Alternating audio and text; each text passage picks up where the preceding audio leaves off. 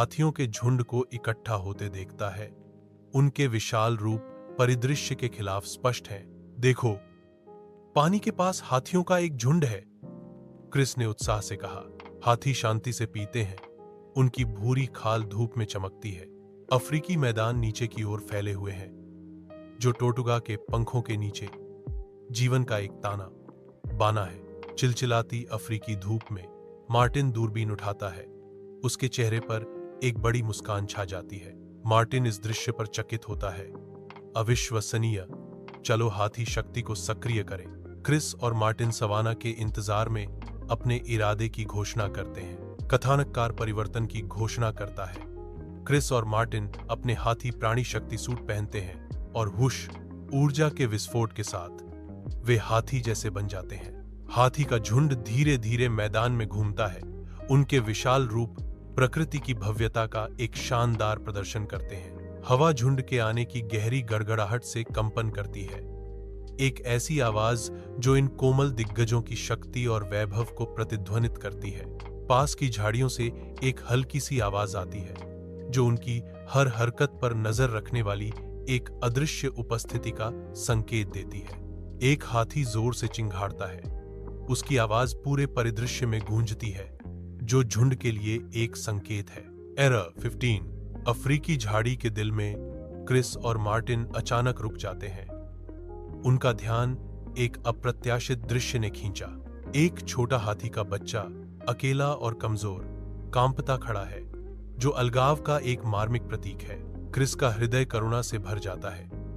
अरे, इसे अपने परिवार से अलग होना चाहिए। मार्टिन समान रूप से भावुक दृढ़ है। हमें इसकी मदद करनी होगी। साथ में वे डरे हुए बछड़े के पास जाते हैं। उनकी उपस्थिति उसके एकाकीपन में आशा की किरण है।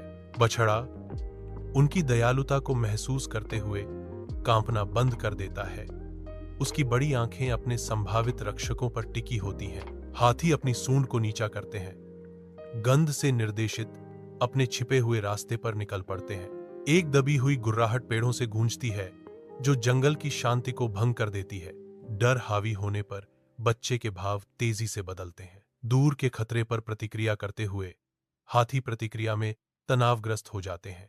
बच्चा शुद्ध सहज ज्ञान से प्रेरित होकर पीछे हट जाता है। जंगल अपनी सांस रोकता है। एक क्षण की तीखी तात्कालिकता में मार्टिन की आवाज हवा में गूंजती है।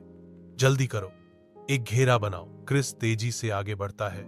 उसका दृढ़ संकल्प स्पष्ट है, क्योंकि वह और मार्टिन बच्चे को सुरक्षात्मक रूप से घेर लेते हैं।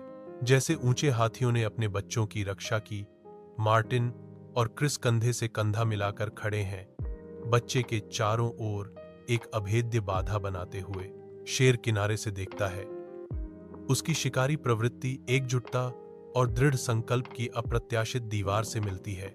शेर की आंखों में समझदारी छा जाती है, क्योंकि वह अटूट बंधन को पहचानता है, जिससे वह अपने शिकार पर पुनर्विचार करता है। हार की मूक स्वीकृति के साथ शेर पीछे हट जाता है। सुरक्षा घेरा अटूट रहता है और क्रिस राहत महसूस करता है। उफ, वह करीब था। कीचड़ में पदचिन्ह आगे की शानदार सभा का संकेत देते हैं, जो हाथी के झुंड की ओर ले जाते हैं। एक दिल को छू लेने वाला पुनर्मिलन होता है, जब शिशु हाथी अपनी मां की ओर दौड़ता है और अपनी सूंड से उसे गले लगाता है। अवीवा की आवाज प्रशंसा से गूंजती है। बहुत खूब दोस्तों, आपने दिखाया है कि परिवार से प्यार करने वाले और बहादुर हाथी कैसे होते हैं। मार्टिन ने संभावनाओं पर विचार करते हुए कहा। इसीलिए हम कहते हैं, क्या होगा अगर आपके पास हाथी की शक्ति हो? क्रिस कल्पना करता है कि शक्ति, तब तुम अपने परिवार की रक्षा कर सकते हो, पेड़ों को उठा सकते हो और कभी भी किसी दोस्त को नहीं भूलोगे। वाइल्ड क्रेट्स ने हाथी परिवार को अलविदा कहा, वापस अपनी दुनिया में कदम रखा।